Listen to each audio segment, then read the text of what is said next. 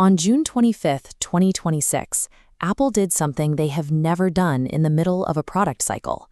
With no new features to announce, they simply raised their prices.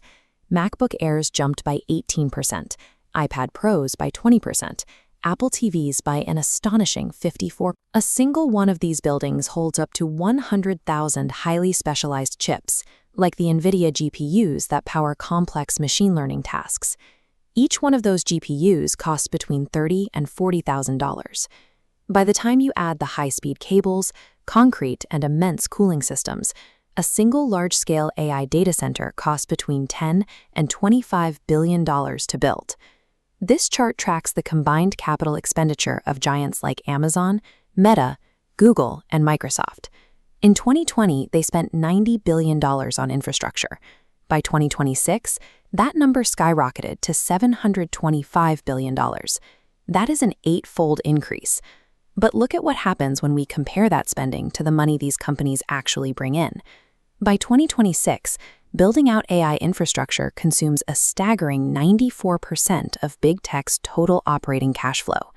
If they earn $100, they immediately bury 94 of it back into data centers. This balance sheet shows the exact financial math required to keep this machine running. JP Morgan ran the numbers and found that for investors to get a baseline 10% return on this risky bet, the AI industry must pull in $650 billion of revenue every single year. Now, let's tally up what AI is actually earning. If you combine the yearly revenue of all major players, OpenAI, Anthropic, and Google's Gemini, you get a highly optimistic estimate of $75 billion. And that $75 billion doesn't tell the whole story, because these companies are operating at massive net losses. OpenAI alone burns around $14 billion a year, while Anthropic loses another $3 billion just to keep their models running. So for every single dollar the AI industry manages to scrape together, the tech giants are spending roughly 9 to 10 times more than they earn. We are looking at a $600 billion annual revenue deficit. The entire industry is currently propped up by a mathematical imbalance that no one actually knows how to close. The reason that revenue number is so painfully low comes down to corporate customers. Surveys from McKinsey and MIT show that anywhere from 73 to 95% of enterprise AI deployments are failing to achieve any measurable financial return on investment. Companies are buckling under the pressure of paying for highly expensive AI tokens that offer no real value. Desperate startups are slashing their costs by 90% by switching off premium models entirely, while tech giants like Uber are blowing through their annual AI budgets in just 4 months. This desperation flows straight down the supply chain. Chip manufacturers in these massive factories realized that AI data centers were willing to pay 10 times more for specialized high-bandwidth memory compared to standard consumer chips. Companies like Samsung and Micron did exactly what capitalism demands. They shifted 93% of their entire production capacity toward AI memory. That sudden chokehold starved the consumer market, causing regular PC memory prices to spike by over 100% in a single quarter. Which brings us right back to that June iPad. Apple didn't hike prices because the hardware improved.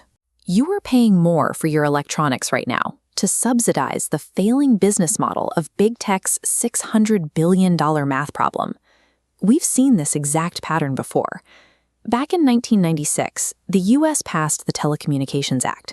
The internet was a life-changing technology, and everyone assumed that global bandwidth demand would grow infinitely. Certain that internet traffic would double every 3 months, telecom companies like Global Crossing raised massive amounts of money, ultimately pouring more than $500 billion into laying fiber optic cables and building networks. The technology was real, but the demand expectations were completely detached from reality. By the early 2000s, 97% of those installed cables sat buried and completely unused. Bandwidth prices collapsed, wiping out $2 trillion in market value and pushing corporate giants like WorldCom into historic bankruptcy. This is a classic capital cycle. When massive amounts of money chase the promise of high returns, the result is almost always massive overcapacity, followed by a brutal market correction. There is one crucial difference between the dot-com crash and today's AI frenzy. The companies building the data centers today, Microsoft, Google, and Amazon, are highly profitable in their core businesses. They aren't fragile startups running on borrowed time. If that $600 billion deficit forces the bubble to pop, the fallout would be severe. Tech giants would slam the brakes on spending, the IT service sector would face massive job losses, and the shockwave easily triggers a broader market crash. But there's another path. Instead of taking the loss, these tech giants might drastically restrict supply to drive prices up. The cheap, accessible AI tools we use today would suddenly vanish, replaced by highly expensive luxuries that only massive corporations can afford. Artificial intelligence is a real technology that absolutely works, but the staggering financial infrastructure being built to support it rests on math that, right now, simply does not add up.